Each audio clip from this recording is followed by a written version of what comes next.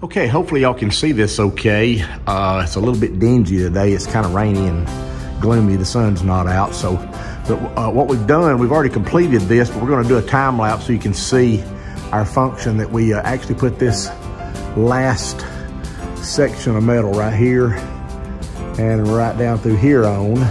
And we've got a little sample of what the seal is gonna look like, sealing off where the metal goes. It's right there. That's not silicone. That's these little white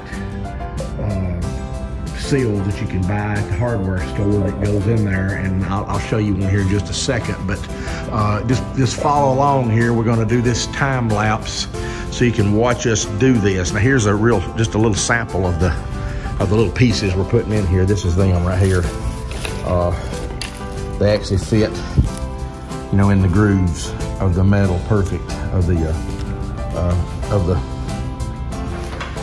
corrugated metal, and you know it fills in the gap right there, so we don't have to, you know, it actually fills in right across to get there, you know, the way it does, and that makes that over there look really nice, and also seals it off completely. Of course, you won't see those because we're going to be putting wallboard up and trim around there, but that's just a little example of what it's going to look like. We're going to go all the way around here with this trim like that.